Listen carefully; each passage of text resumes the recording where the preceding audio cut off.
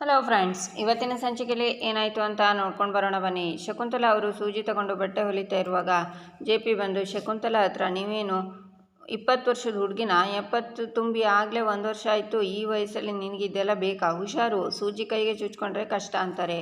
ಆಗ ಜಯಂತ್ ಅಲ್ಲಿಗೆ ಬರ್ತಾರೆ. ನೋಡಪ್ಪ ಜಯಂತ್, ಇವತ್ತು ನಿನ್ನಣ್ಣ ನನ್ನ ಹತ್ರ ಎಷ್ಟು ಚೆನ್ನಾಗಿ ಮಾತಾಡ್ತಿದ್ದಾನೆ, ಇದು ಕನಸು ನನಸು ಅಂತಲೇ ಗೊತ್ತಾಗ್ತಿಲ್ಲ ಅಂತಾರೆ ಶಕುಂತಲಾ. ಕನಸಂತೂ ಅಲ್ಲ, ಯಾಕಂದರೆ ಅಣ್ಣ ಎದುರುಗಡೆ ನಿಂತಿದ್ದಾನಲ್ಲ, ಆದರೆ ಇವನು ತೋರಿಸೋ ಪ್ರೀತಿ ಕಾಳಜಿ ನಿಜಾನೋ ಅಲ್ವೋ ಅಂತ ಗೊತ್ತಾಗ್ತಿಲ್ಲ ಅಂತಾರೆ ಜಯಂತ್. ಏನು ಹೇಳಬೇಕು ಅನ್ನಿಸ್ತು ಹೇಳಿದೆ. ನನಗೆ ಗೊತ್ತು, ಸಂಧ್ಯಾ ಈ ಮನೆ ಬಿಟ್ಟು ಹೋದಾಗಿಂದ ಎಲ್ರಿಗೂ ತುಂಬ ಕಷ್ಟ ಆಗ್ತಿದೆ ಅಂತ. ಅವಳಷ್ಟು ಪ್ರೀತಿ ವಾತ್ಸಲ್ಯ ತೋರಿಸಿ ನೋಡ್ಕೊಳ್ಳೋರು ಯಾರೂ ಇಲ್ಲ ಅಲ್ವಾ, ಅದಕ್ಕೆ ಒಬ್ಬರನ್ನ ಮನೆ ಕೆಲಸಕ್ಕೆ ಕರ್ಸ್ಕೊತಾ ಇದ್ದೀನಿ ಅಂತಾರೆ JP. ಯಾರಣ್ಣ, ಅವ್ರ ಮನೆಗೆ ಕರೆಸಿದ್ದೇ ಗೊತ್ತಾಗಲಿಲ್ಲ ಅಂತಾನೆ ಜಯಂತ್. ನಿಮ್ಮಿಬ್ಬರಿಗೂ ಪರಿಚಯ ಇರೋರ ಮನೆಯಿಂದನೇ ಕರೆಸ್ತಾ ಇದ್ದೀನಿ, ಇನ್ನು ಮುಂದೆ ಈ ಮನೆ ಕೆಲಸ ಎಲ್ಲ ಅವರು ನೋಡ್ಕೋತಾರೆ ಅಂತಾರೆ JP. ಯಾರಪ್ಪ ಅದು ಅಂತಾರೆ ಶಕುಂತಲಾ. ನೀವಿಬ್ಬರು ಮಗಳಷ್ಟು ಪ್ರೀತಿ ತೋರಿಸೋ ಭಾರ್ಗವಿ LLB ಅವರ ತಾಯಿ ಅನ್ನಪೂರ್ಣ ಅಂತಾರೆ JP. ಇಬ್ಬರು ಶಾಕ್ನಿಂದ ನೋಡ್ತಾರೆ. ಈಚೆ ಕಲ್ಪನಾ, ಯಾರ ನೆರಳು ನಮ್ಮ ಜೀವನದ ಮೇಲೆ, ಈ ಮನೆ ಮೇಲೆ ಬೀಳಬಾರ್ದು ಅಂದ್ಕೊಂಡಿದ್ನೋ ಅವರು ಮನೆ ಬಾಗಿಲಿಗೆ ಬಂದುಬಿಟ್ರಲ್ಲ ಅತ್ತಿಗೆ. ಇಷ್ಟು ವರ್ಷಗಳು ಕಳೆದ್ರು ಅವ್ರ ಮುಖ ನೋಡಿದ ತಕ್ಷಣ ನನ್ನ ಗಂಡ, ನನ್ನ ಮಗು ಎಲ್ಲರೂ ನೆನಪಿಗೆ ಬಂದುಬಿಟ್ರು ಅತ್ತಿಗೆ. ಅವನಿಂದಾಗಿ ನಾವು ಪಟ್ಟ ಕಷ್ಟ ಒಂದಲ್ಲ ಎರಡಲ್ಲ. ಖುಷಿಯಾಗಿದ್ದು ನನ್ನ ಸಂಸಾರನ ಛಿದ್ರ ಮಾಡಿದ ರಾಕ್ಷಸ ಅವನು. ಮನುಷ್ಯತ್ವ ಇಲ್ಲ, ಕೆಲಸದ ಮೇಲೆ ನಿಯತ್ತಿಲ್ಲ, ತಾನೇ ಸರ್ವಶ್ರೇಷ್ಠ, ಎಲ್ಲನೂ ಗೆದ್ದುಬಿಟ್ಟಿದ್ದೀನಿ ಅನ್ನೋ ದುರಹಂಕಾರ ಅವನಿಗೆ. ಅವನು ನೋಡಿ ಮನಸ್ಸಿಗೆ ಇನ್ನೂ ಭಯ ಆಗ್ತಿದೆ ಅತ್ತಿಗೆ. ಅವನ ಮನೆಗೆ ಹೋಗೋ ಯೋಚನೆ ಅಂತೂ ಮಾಡಬೇಡಿ ಅಂತಾರೆ ಕಲ್ಪನಾ. ಅವನು ಎಷ್ಟು ಕ್ರೂರಿ ಅನ್ನೋ ಕಲ್ಪನೆ ನನಗಿದೆ, ಅದಕ್ಕೆ ಜೀವಂತ ಸಾಕ್ಷಿಯಾಗಿ ನೀವಿಬ್ಬರೇ ನನ್ನ ಎದುರು ಇದ್ದೀರಲ್ಲ. ಆದರೆ ಕಲ್ಪನಾ, ಅವ್ರ ಮನೆ ಕೆಲಸಕ್ಕೆ ಹೋಗದೆ ಬೇರೆ ವಿಧಿ ಇಲ್ಲ ಅಂತಾರೆ ಪೂರ್ಣಿಮಾ. ಯಾಕತ್ತಿಗೆ, ನನ್ನ ಭಯ, ನನ್ನ ಆತಂಕ ನಿನ್ಗೆ ಅರ್ಥ ಆಗ್ತಿಲ್ವಾ ಅಂತಾರೆ ಕಲ್ಪನಾ. ಎಲ್ಲ ಅರ್ಥ ಆಗುತ್ತೆ ಕಲ್ಪನಾ.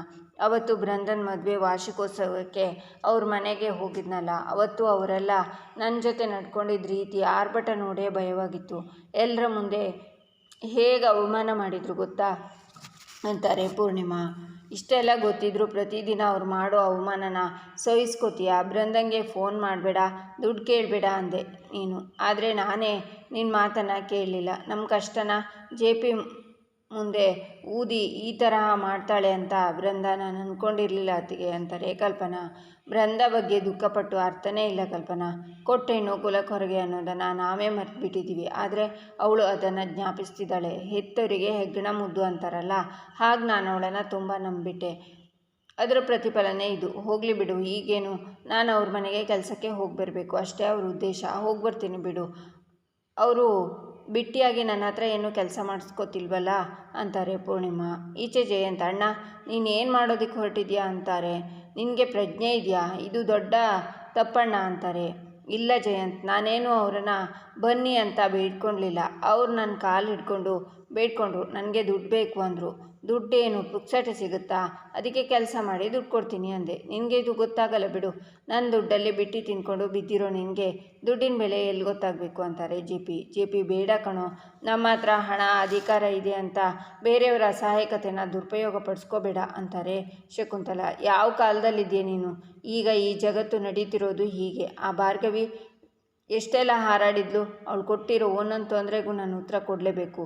ಜಸ್ಟ್ ಬಿಕಮ್ ಪರ್ಸ್ನಲ್ ನಾವು ಅಂದಮೇಲೆ ಸುಮ್ಮನೆ ಬಿಡೋಕ್ಕಾಗತ್ತಾ ಜಯಂತ್? ಅವಳನ್ನು ಕೋರ್ಟಿಂದ ಆಚೆ ದಬ್ಬಿ ಬೀದಿಗೆ ಬೀಳೋ ಹಾಗೆ ಮಾಡ್ತೀನಿ. ಕೋರ್ಟು ಕೇಸು ಅಂದರೆ ಹೆದರಿ ನಡಿಗೆ ಆ ಪದ ಕೇಳಿದರೆ ಹುಚ್ಚಿ ತರಹ ಚೀರೋ ಹಾಗೆ ಮಾಡ್ತೀನಿ. ಅವ್ರ ಮನೆಯವರೆಲ್ಲ ನನ್ನ ಕಾಲಿನ ಕಸಕ್ಕೆ ಸಮ. ನಮ್ಮ ಮನೆ ಕೆಲಸದವ್ರು ಆಗೋಕ್ಕೂ ಲಾಯಕ್ಕಿಲ್ಲ ಅಂತ ನಾನು ತೋರಿಸ್ತೀನಿ. ಈ JPನ ಎದುರು ಹಾಕ್ಕೊಂಡ್ರೆ ಹಂತ ಹಂತವಾಗಿ ಏನಾಗುತ್ತೆ ಅಂತ ನಾನು ಅವಳಿಗೆ ಅರ್ಥ ಮಾಡಿಸ್ತೀನಿ. ಇದು ಅದರ ಮೊದಲನೇ ಹಂತ ಅಂತ JP ಹೋಗ್ತಾರೆ.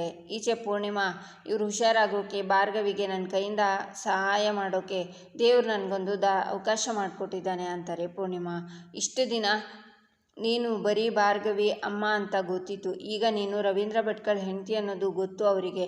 ಅವ್ರು ಕೊಡೋ ದ್ವೇಷ ಇನ್ನೂ ಜಾಸ್ತಿ ಆಗುತ್ತೆ ಅತ್ತಿಗೆ. ಬೇಡ, ನೀನು ಹೋಗಬೇಡ, ಬೇಕಿದ್ರೆ ನಾನು ಹೋಗ್ತೀನಿ ಅಂತಾರೆ ಕಲ್ಪನಾ. ಬೇಡ ಕಲ್ಪನಾ, ನಿನಗೆ ಅವರನ್ನು ನೋಡಿದರೆ ಹಳೇದೆಲ್ಲ ಜ್ಞಾಪಕ ಬರುತ್ತೆ, ದುಃಖ ಪಡ್ತೀಯ. ಒಂದು ಮಾತು ಅಂದರೂ ಹೋದ್ರು ಅಲ್ಲಿರೋದು ಬೃಂದನೇ ಅಲ್ವಾ? ಇಷ್ಟು ದಿನ ಅವಳ ಮಾತನ್ನು ಹೊಟ್ಟೆಗೆ ಹಾಕ್ಕೊಂಡು ಸುಮ್ಮನೆ ಇರಲಿಲ್ವಾ? ಇನ್ನು ಮುಂದೆನೂ ಹಾಗೆ ಸುಮ್ಮನೆ ಇರ್ತೀನಿ. ಸದ್ಯಕ್ಕೆ ಇವರು ಟ್ರೀಟ್ಮೆಂಟ್ಗೆ ದುಡ್ಡು ಹೊಂದಿಸಿದ್ರೆ ಅಷ್ಟು ಸಾಕು ಅಂತಾರೆ ಪೂರ್ಣಿಮಾ. ಎಲ್ಲಿ ಅವಮಾನ ಆಗುತ್ತೆ ಅಂತ ಆತಂಕ ಅಂತಾರೆ ಕಲ್ಪನಾ. ನನ್ನ ಗಂಡನ ಜೀವದ ಮುಂದೆ ಮಾನ ಮರ್ಯಾದೆ ಅವಮಾನ ಲೆಕ್ಕನೇ ಕಲ್ಪನಾ. ಇವರನ್ನು ನೋಡ್ಕೊಳ್ಳೋಕ್ಕೆ ಮನೆಯಲ್ಲಿ ನೀನು ಇರ್ತೀಯಲ್ವಾ?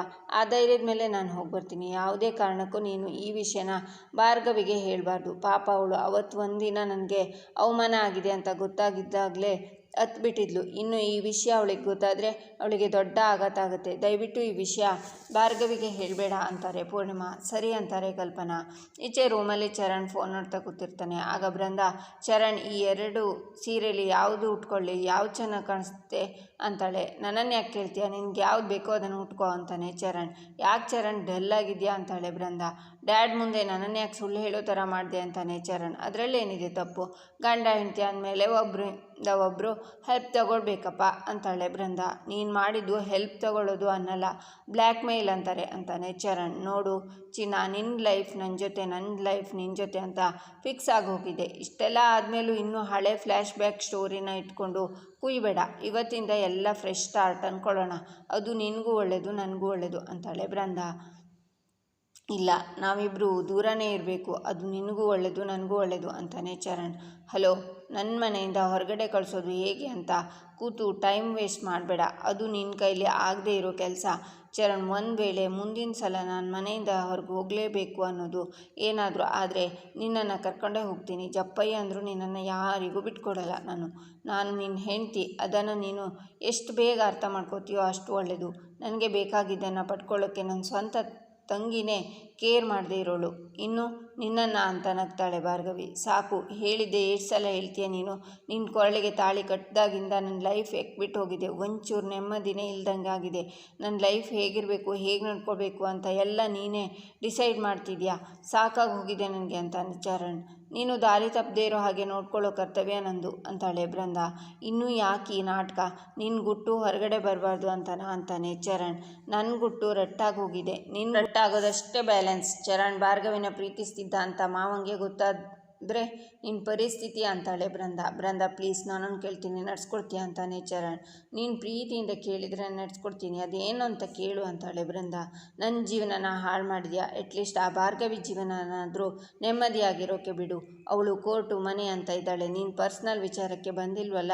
ನೀವೆಲ್ಲ ಸೇರಿಕೊಂಡು ಅವಳಿಗೆ ಯಾಕೆಷ್ಟು ಚಿತ್ರಹಿಂಸೆ ಕೊಡ್ತಿದ್ದೀರಾ? ನಿನ್ನ ಕೈ ಮುಗಿತೀನಿ, ಅವಳ ಪಾಡಿಗೆ ಅವಳಿಗೆ ಇರೋಕೆ ಬಿಟ್ಬಿಡಿ ಅಂತಾನೆ ಚರಣ್. ಅಬ್ಬಬ್ಬಾ, ಈಗಲೂ ಅವಳ ಗುಣಗಾನನೇ. ಅವಳ ಮೇಲಿರೋ 10% ಕಾಳಜಿ ನನ್ನ ಮೇಲಿದ್ದಿದ್ರೆ ಸಾಕಿತ್ತು. ನೋಡಿದ್ರಾ? ಪ್ರತ್ಯಕ್ಷವಾಗಿ ಅಲ್ಲದೆ ಇದ್ದರೂ ಪರೋಕ್ಷವಾಗಿ ಆದರೂ ಅವಳು ನಮ್ಮಿಬ್ಬರ ಮಧ್ಯೆ ನಿಂತೇ ಇದ್ದಾಳೆ. ನಮ್ಮ ಮಧ್ಯೆ ಹುಳಿ ಹಿಂಡ್ತಾನೇ ಇದ್ದಾಳೆ. ಅವಳಿಂದ ನನ್ನ ಸಂಸಾರ ಹಾಳಾಗ್ತಿದೆ. ಅವಳನ್ನು ಸುಮ್ಮನೆ ಬಿಡು, ಮಾತೇ ಇಲ್ಲ. ನೋಡ್ತಿರು, ನನ್ನ ಕೋಪದ ಬೆಂಕಿ ಅವಳನ್ನು ಸಂಪೂರ್ಣವಾಗಿ ಸುಡೋವರೆಗೂ ಬಿಡೋದಿಲ್ಲ ಅಂತಾಳೆ ಭಾರ್ಗವಿ. ಈಚೆ ಅರ್ಜುನ್ ಫ್ರೆಂಡ್ ಹತ್ರ, ಮಗ, ನೀನು ಅವತ್ತು ಹೇಳಿದ್ದು 80% ಕರೆಕ್ಟ್ ಇದೆ. ಭಾರ್ಗವಿ ಸರಿಯಾದ ದಾರಿಲೇ ನಡೀತಿದ್ದಾಳೆ ಅಂತಾನೆ. ಮತ್ತು 20% ಬಿಟ್ಟಿದ್ಯಾಕೆ ಅಂತಾನೆ ಫ್ರೆಂಡ್. ಭಾರ್ಗವಿಗೆ ತೊಂದರೆ ಕೊಡ್ತಿರೋದು ಆ ಶಕ್ತಿ ಪ್ರಸಾದ್ ಮತ್ತು ವ್ಯಕ್ತಿ. ಡ್ಯಾಡ್ಗೆ ಅವ್ರ ಬಗ್ಗೆ ಗೊತ್ತಿಲ್ಲದೆ ಅವರಿಗೆ ಸಪೋರ್ಟ್ ಮಾಡ್ತಿದ್ದಾರೆ. ಪೂರ್ತಿಯಾಗಿ ಡ್ಯಾಡ್ಗೆ ನಿಜ ಗೊತ್ತಿದ್ದರೆ ಅವರು ಸತ್ಯದ ಪರ ನಿಲ್ತಿದ್ರು. ನಾನು ಭಾರ್ಗವಿ ಪರ ನಿಲ್ತೀನಿ. ಮುಂದೊಂದು ದಿನ ಸತ್ಯ ಏನು ಅಂತ ಗೊತ್ತಾದಾಗ ಡ್ಯಾಡ್ ನನ್ನ ಅರ್ಥ ಮಾಡ್ಕೋತಾರೆ ಅಂತಾನೆ ಅರ್ಜುನ್. ಇದು ಆ್ಯಕ್ಚುಲಿ ಚೆನ್ನಾಗಿರೋದು. ಇವತ್ತು ನೀನು ನಿನ್ನ ಅಪ್ಪಂಗೆ ತಕ್ಕ ಮಗ, ಹಾಗೆ ಮಾತಾಡಿದೆ. ಇದರಿಂದ JP ಅಂಕಲ್ಗೆ ಏನೂ ಲಾಸ್ ಇಲ್ಲ. ಅವ್ರ ಫ್ರೆಂಡ್ ನೀಚ ಬುದ್ಧಿ ಅವರಿಗೆ ಅರ್ಥ ಆಗುತ್ತೆ ಅಂತಾನೆ ಫ್ರೆಂಡ್. ಈಚೆ ಇನ್ಸ್ಪೆಕ್ಟರ್ ಪ್ರತಾಪ್ ಭಾರ್ಗವಿ ಮನೆಗೆ ಬಂದು ಮೇಡಮ್ ಅಂತ ಕರೀತಾರೆ. ಆಗ ಭಾರ್ಗವಿ ಬಂದು, ಸರ್ ನೀವೇನಿಲ್ಲಿ ಅಂತಾಳೆ. ನಿಮ್ಮನ್ನು ಮಾತಾಡ್ಸ್ಕೊಂಡು ಹೋಗೋಣ ಅಂತ ಬಂದೆ ಮೇಡಮ್. ಅವ್ರು ನಿಮ್ಮ ತಂದೆನಾ ಅಂತಾರೆ ಪ್ರತಾಪ್. ಹೌದು ಸರ್ ಅಂತಾಳೆ ಭಾರ್ಗವಿ. ಏನಾಯಿತು ಮೇಡಮ್ ಅಂತಾರೆ ಪ್ರತಾಪ್. ಆಗ ನಡೆದಿರೋದನ್ನು ಭಾರ್ಗವಿ ಹೇಳ್ತಾಳೆ. ಮೇಡಮ್, ನೀವು ಯಾಕೆ ನನಗೆ ಇನ್ಫಾರ್ಮ್ ಮಾಡಿಲ್ಲ ಮೇಡಮ್? ಅದು ಯಾರು ಅಂತ ಹೇಳಿ ಮೇಡಮ್, ಲಾಕಪ್ಗೆ ಹಾಕಿ ಏರೋಪ್ಲೇನ್ ಹತ್ತಿಸ್ಬಿಡ್ತೀನಿ ಅಂತಾರೆ ಪ್ರತಾಪ್. ಅವ್ರು ಯಾರು ಅಂತೂ ಗೊತ್ತಿಲ್ಲ ಸರ್. ಸುತ್ತ ನೋಡಿದ ಜನ 100 ಇದ್ದರೂ ಒಬ್ಬರು ಬಾಯಿ ಬಿಡ್ತಿಲ್ಲ. ಅಷ್ಟೇ ಯಾಕೆ, ನಮ್ಮನೆಯವ್ರು ಯಾರು ಅಂತ ಹೇಳ್ತಿಲ್ಲ ಸರ್. ದುಡ್ಡು ಮಾತಾಡುವಾಗ ಸತ್ಯ ಮೌನವಾಗಿರುತ್ತೆ ಅಂತ ನಾನು ಕೇಳಿದ್ದೆ ಸರ್. ಆದರೆ ಈ ಥರ ಸತ್ತೋಗುತ್ತೆ ಅಂತ ಅಂದ್ಕೊಂಡಿರಲಿಲ್ಲ. ಅವ್ರು ಏನು ಮಾಡಿದ್ದಾರೆ ಸರ್? ಎಷ್ಟು ಹೊಡೆದಿದ್ದಾರೆ ನೋಡಿ. ನನ್ನ ಮೇಲಿರೋ ಕೋಪನ ಅವ್ರ ಮೇಲೆ ತೀರಿಸ್ಕೊಂಡಿದ್ದಾರೆ. ಇಷ್ಟೆಲ್ಲ ಮುಂದುವರಿಯೋ ಧೈರ್ಯ ಆ MLA ಶಕ್ತಿ ಪ್ರಸಾದ್ಗಲ್ದೆ ಇನ್ಯಾರಿಗಿದೆ ಮೇಡಮ್? ಇದು ಖಂಡಿತ ಅವನೇ ಮಾಡಿರ್ತಾನೆ ಅಂತಾರೆ ಪ್ರತಾಪ್. ಆ ಡೌಟ್ ನನಗೂ ಇದೆ ಸರ್. ಆದರೆ ಅವನು ತೀರಾ ಈ ಲೆವೆಲಿಗೆ ಇಳಿತಾನ, ಅದು ಪಬ್ಲಿಕಲ್ಲಿ ಅಂತಾಳೆ ಭಾರ್ಗವಿ. ಆ ಕಡೆ ಲಾಕಪ್ಪಲ್ಲಿರೋ ಸುನೀಲ ಈ ಶಕ್ತಿ ಪ್ರಸಾದ್ ಹೆಸರನ್ನ ಬಾಯ್ಬಿಟ್ಟಿದ್ದಾನೆ. ಸಾಕ್ಷಿ ಹುಡುಕ್ತಾ ಇದ್ದೀನಿ. ಈ ವಿಷಯ ಶಕ್ತಿ ಪ್ರಸಾದ್ಗೂ ಗೊತ್ತು. ಡೇಂಜರ್ ಝೋನಲ್ಲಿ ಇದ್ದೀನಿ ಅನ್ನೋ ಕಾರಣಕ್ಕೆ ಅವನು ಈ ಎಲ್ಲ ಕೆಲಸ ಮಾಡಿರ್ತಾನೆ ಅಂತಾರೆ ಪ್ರತಾಪ್. ಅವ್ನು ಮಾಡಿದಿದ್ರೆ ಅವ್ನು ಮಾತ್ರ ನಾನು ಸುಮ್ಮನೆ ಬಿಡಲ್ಲ ಸರ್ ಅಂತ ಬೆಲ್ಟನ್ನು ತಂದು, ಈ ಬೆಲ್ಟು ಅಪ್ಪಂಗೆ ಹೊಡೆದಿರೋ ಜಾಗದಲ್ಲಿ ಬಿದ್ದಿತ್ತು ಸರ್. ಇದೇ ಬೆಲ್ಟಲ್ಲಿ ನಮ್ಮ ಅಪ್ಪನ ಮೇಲೆ ಹಲ್ಲೆ ಮಾಡಿದ್ದಾರೆ. ಅವ್ರು ಯಾರು ಅಂತ ಗೊತ್ತಾದ ಮೇಲೆ ಇದೇ ಬೆಲ್ಟಲ್ಲಿ ಅವರಿಗೆ ಹೊಡೆದು ನಿಮ್ಮ ಸ್ಟೇಷನ್ವರೆಗೂ ಎಳ್ಕೊಂಡು ಬರ್ತೀನಿ ಅಂತಾಳೆ ಭಾರ್ಗವಿ. ನಾನು ಲಂಚ ತೊಗೊಂಡಿಲ್ಲ, ನಾನು ಮೋಸ ಮಾಡಿಲ್ಲ, ನಾಯಿ ಥರ ಬೊಗಳ್ಬೇಕಾ, ಬೊಗಳ್ತೀನಿ ಅಂತ ನಾಯಿ ಥರ ಮಾಡ್ತಾರೆ ರವಿ ಅಪ್ಪ ಅಂತ ಭಾರ್ಗವಿ ಓಡಿ ಹೋಗಿ ಅವರಿಗೆ ಸಮಾಧಾನ ಮಾಡ್ತಾಳೆ. ಇಲ್ಲಿಗೆ ಈ ಸಂಚಿಕೆ ಮುಕ್ತಾಯವಾಗುತ್ತೆ. ಮುಂದಿನ ಸಂಚಿಕೆಗಾಗಿ ನಮ್ಮ ಚಾನಲನ್ನು ನೋಡಿ ಸಬ್ಸ್ಕ್ರೈಬ್ ಮಾಡಿ, ಲೈಕ್ ಮಾಡಿ, ಶೇರ್ ಮಾಡೋದನ್ನು ಮರಿಬೇಡಿ.